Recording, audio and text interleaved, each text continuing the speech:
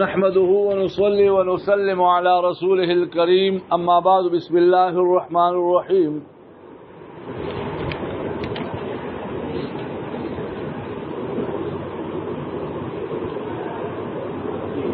وقيل اسم وضع لذوي العلم من الملائكة والثقلين وتناوله لغيرهم على سبيل الاستتباع.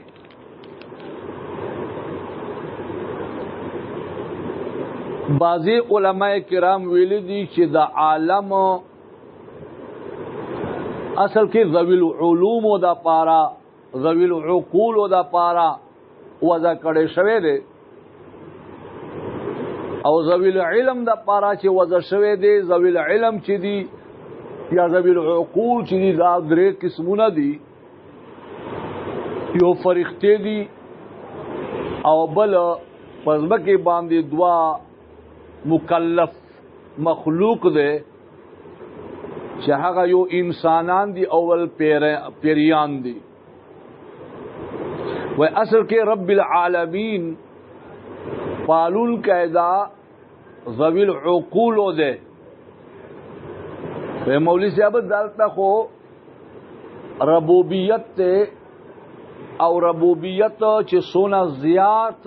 مخلوق ته شامل شي دونه د الله تبارک و تعالی شان زیات ور سره معلومیږي بیا سره دې د پاره وینا دلته ربوبیت اگر کا عالم لفظ وزدا ذویل علم د پاره درې مخلوقات د پاره خو طبعا دا ټول پکې شامل دي اگر کا حقیقتا او مجازن معنی نور مخلوق نه ده خو طبعا او دلالت التزامی سره نور هم پکې شامل دي دا قول دې په نسبت باندې ضعیف او نو وی فرمایل وکیلا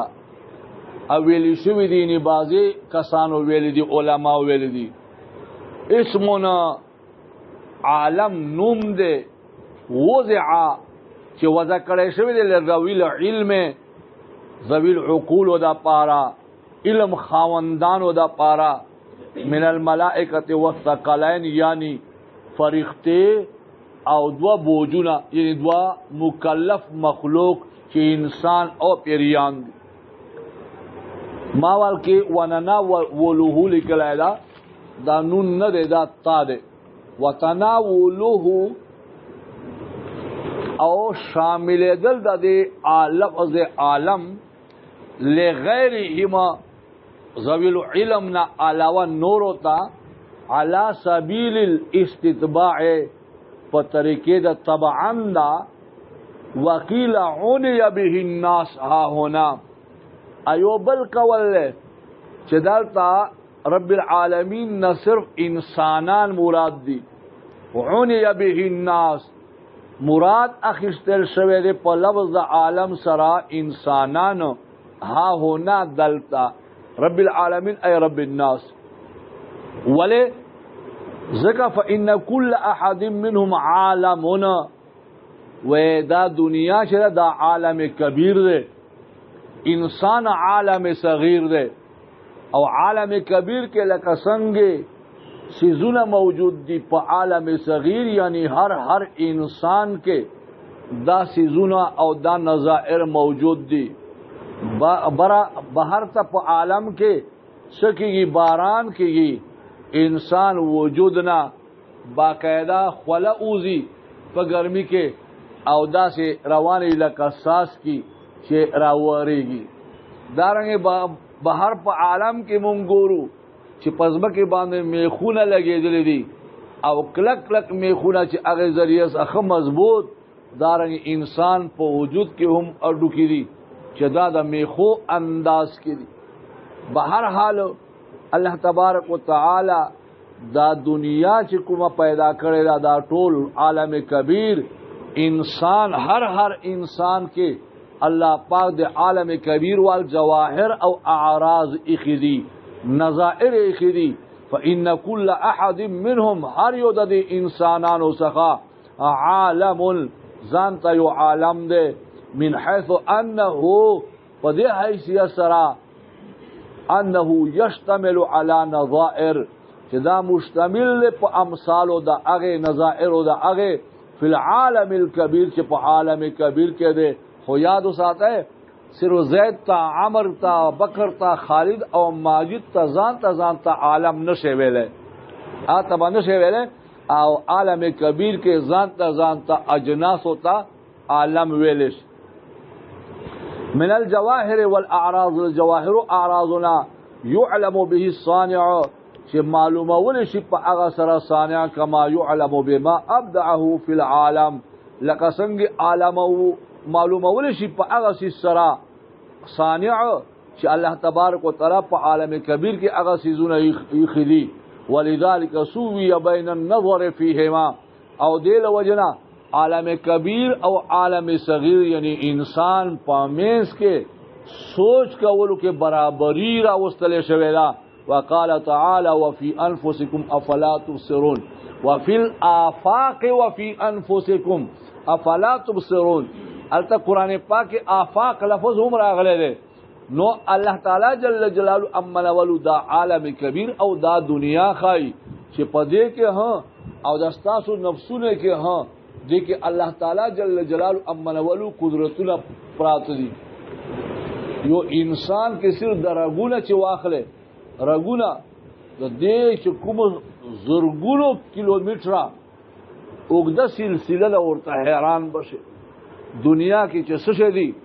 ففي كل شيء له آية تدل على انه واحد. دارنګ انسان ته وګوره انسان په یو اوزو باندې چې څوک ریسرچ وکړي هغه کې سوچ او فکر وکړي دا به وایي چې یقینا دا دنیا خپل نه دا پیدا بلکې الله تعالی جل جلاله امن والو انسان ته ډیر لوی کمال ورکړی دی. نن قدرتی یو ملګری ما ته یو سیز را اولېګلو او هغه سیز کې د انسان والا یې دماغ یو شکل ورکړی دی. دا ګوره دا د شین چې کوم دی اشاره ورکړی ده کله تیر نشانه ورکړی ده په دې کې دا وایي تیر والی جگہ یعنی نیله بلو رنگ والا حصہ دا د انسان د دماغ او د یاداشت میموری والا حصہ ده او د دې یاداشت ذخیره د دې صلاحیت سونه ده وې په دې کې 1000 ټیرابایټ صلاحیت لري و 1000 ټیرابایټ تقریبا 10 लाख گیگا بائٹ جوڑेगी 10 लाख گیگا بائٹ سونا دا وہ پدے کے 30 लाख گھنٹے ویڈیو جوڑے دے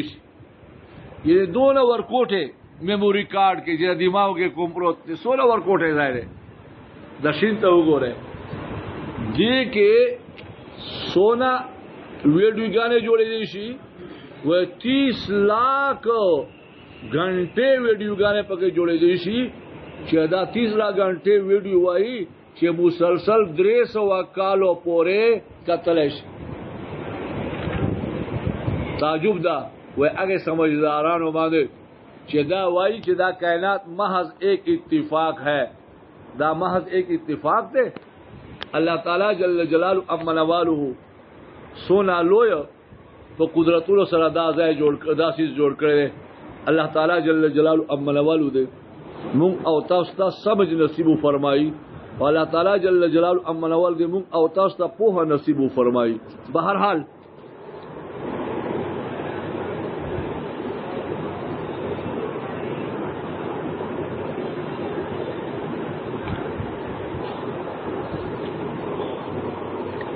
वफी अनफुसिकुम अफला तुबसिरून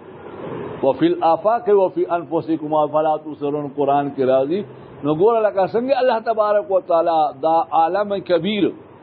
आगा के सोच मुक्तमो करा करेदा وای تاسو خپل ځانونو کې ور په تاسو کې هم د الله تبارک وتعالى د قدرت نخري تاسو نه ګوره اوس له قرات طرف ته قرات نه اوس